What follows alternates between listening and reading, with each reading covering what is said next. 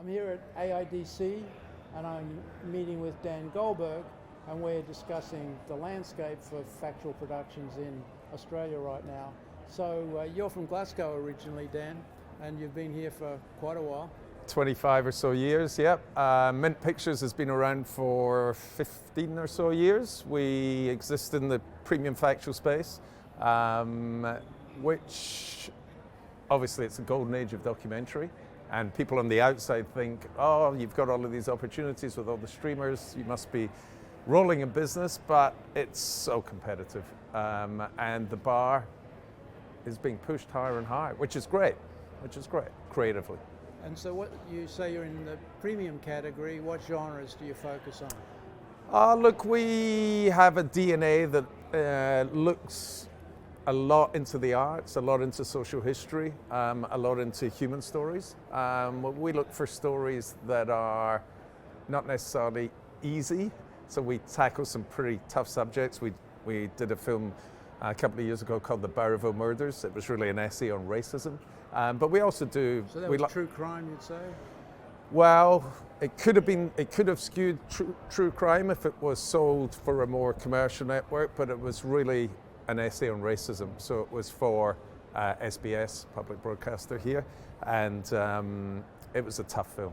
Now what about the arts category? It's just so hard to be successful, a genre where most broadcasters have pulled back and even pulled away from. Well, that's true. I think the ABC is the home of arts in Australia, and they still program arts.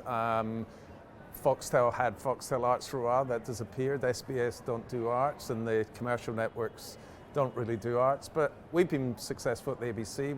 We've had many series, actually. Finding the Archibald with Rachel Griffiths, obviously dropped on the centenary of the most popular and controversial arts prize in this country. I loved it, by the way. Thank you, appreciate it. And we just did 6-part series called Great Southern Landscapes, again fronted by Rachel Griffiths, and that was on the ABC. So yeah, look, there's not a huge appetite outside of the ABC for arts in this country. So those projects wouldn't be particularly exportable. You wouldn't be able to co-produce them. So are they fully funded commissions, or is there a tax benefit? How does the financing work in general? So the finance plan for both of those shows would have been ABC license fee, and then Screen Australia match funding, and then Screen New South Wales proportionate funding, depending on how much we spend in New South Wales, and then the offset, tax offset. So they're your main stakeholders. That'll get you close to 1 point something for 3 hours. It's not bad. But an ecosystem like that is very complex. It's not one for beginners. You must have a team of experts, chartered accountants, lawyers. Yeah, I don't over egg it, because we are a boutique, smaller company, but we have been doing it for 15 years. Right. So, once you get a few runs on the board, you get used to how it works. But yes, you need somebody to production manage. Yes, we have accountant.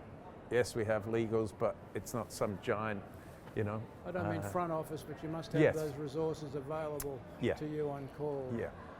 Now, what about the co-production market right now for Australian factual? At AIDC, I've actually been talking to quite a few producers, and the interest in co-producing is definitely there, and the reasons for doing it are legitimately win-win. So for example, I've got a co-producer in Western Australia who needs help. We have the infrastructure. He needs to borrow some of our infrastructure, but also he can unlock some funding from Western Australia that we couldn't apply for. So there are models where it's a win-win. The trouble with any co-production is then immediately your IP goes from 100 to 50. What about international co-productions? Yeah, I haven't done too many. Did one with the BBC a few years ago called Rebels of Oz, about Clive James, Germaine Greer, Barry Humphries and Robert Hughes, the 4 great exports of Australia. We have international co-production agreements with with a few countries. I think Canada's included in them, and they're here, and that gives tax benefits to producers. It's just really hard to satisfy 2 territories with the one film.